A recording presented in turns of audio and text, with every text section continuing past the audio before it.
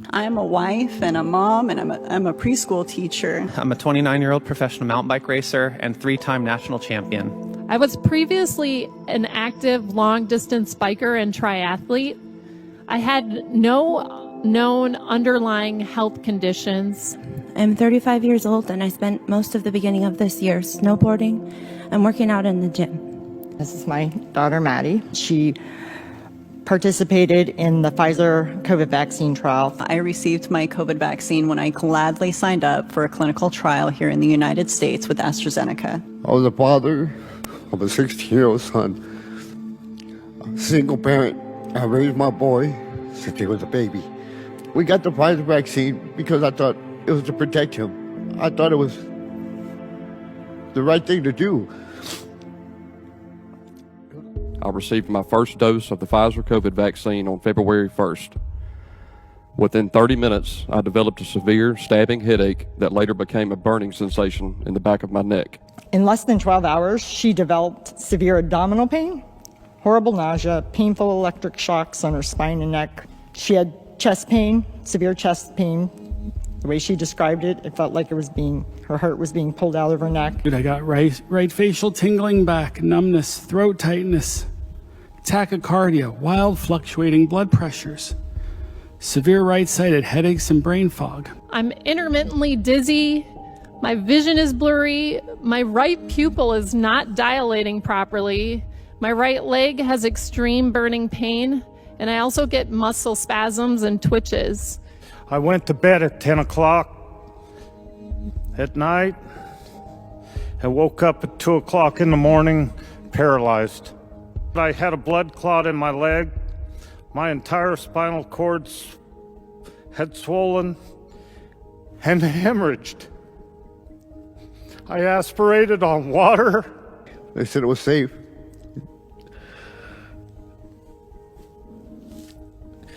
Now I go home to an empty house.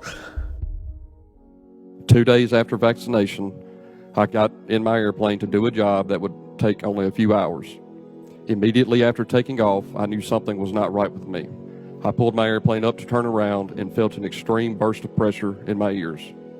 Instantly, I was nearly blacked out, dizzy, disoriented, nauseous, and shaking uncontrollably. By the grace of God, I was able to land my plane without incident, although I do not remember doing this.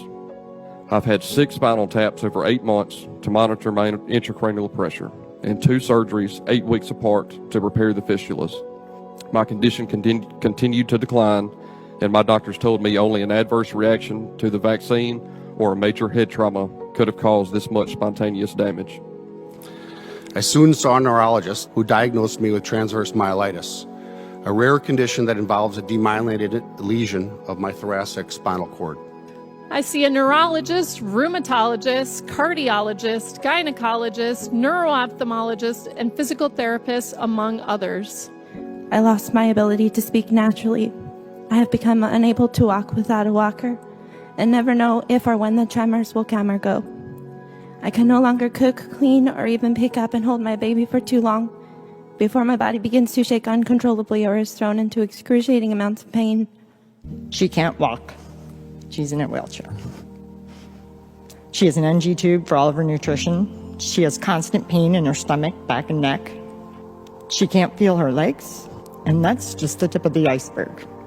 Today, I am an unemployed paraplegic who's learning an entire new lifestyle. And the only thing I did between full health and my current condition is take a shot. I have been bedridden, unable to work, and unable to exercise for months. I fear that my career has officially been ended. I don't know if I'll ever be able to fly an airplane again. This vaccine has taken my career from me and the future I have worked so hard to build. My career of 19 years, that I took almost 14 years to train for, is likely over. They did everything in their power to hide everything that happened to her. And that is why this is happening to all these other people and kids. They murdered my son, and the other people that are suffering, these kids, with all these side effects, that's child abuse right there. I mean, why isn't something being done? Assuming the FDA and the CDC would be alarmed at my diagnosis, I expected to be contacted soon after my VAERS submission. No phone call, no contact.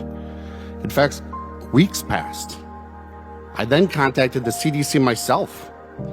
They acknowledged my VAERS submission, but stated my reaction was categorized as not serious, as I had not been hospitalized and I hadn't died. One word describes how I felt in the first few months after my diagnosis: abandoned. We did video conferences with Peter Marks and Janet Woodcock, constant emails with Janet Woodcock and myself directly. We have literally asked and we have begged repeatedly for them to acknowledge these reactions. They declined.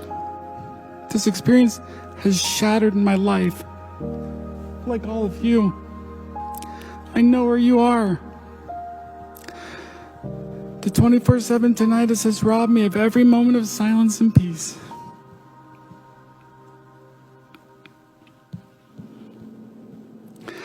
The impact on my medical career, which I love and work so hard for, is immeasurable.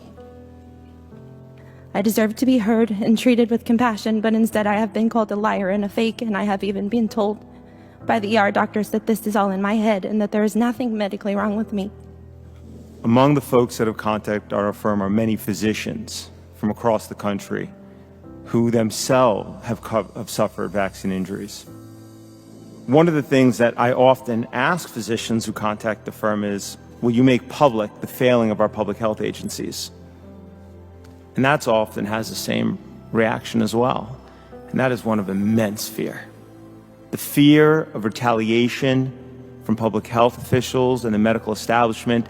After I reported to my command my concerns that in one morning I had to ground 3 out of 3 pilots due to vaccine injuries, the next day my patients were canceled, my charts were pulled for review, and I was told that I would not be seeing acute patients anymore. Everybody sitting here today, all of the physicians and the medical professionals, PhDs who are attending here today, their careers on the line to come here and do this.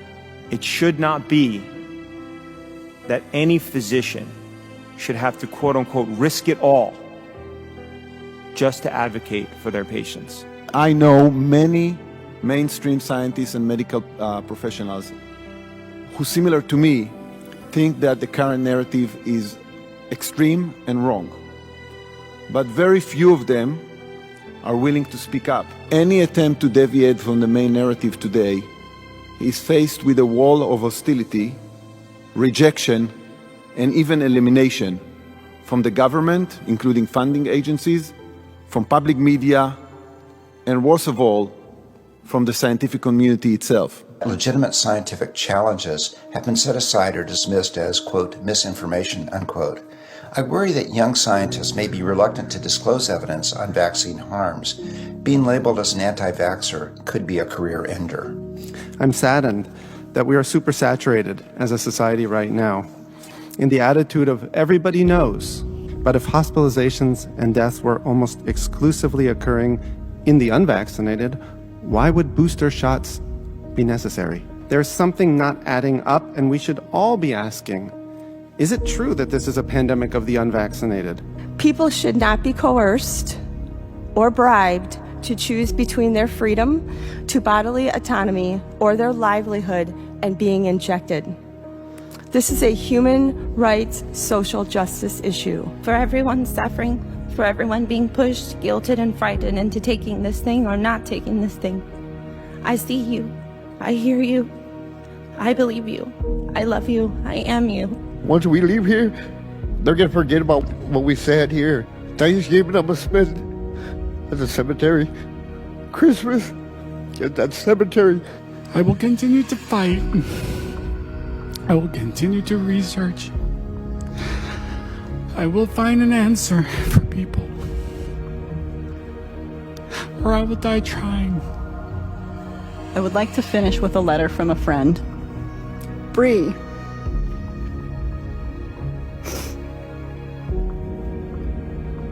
I cannot take this any longer. This has taken everything away from me. My career, my family, my life. My body will not stop attacking itself. And this is beyond the worst amount of torture.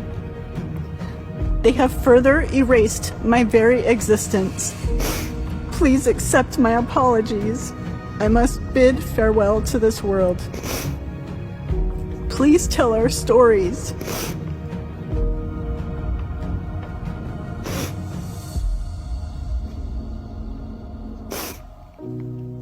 Please make sure the world knows the cruelty that has been imposed upon us. Goodbye, my dear friend. I will see you on the flip side. If the government won't help us, if the drug companies won't help us, who will help us?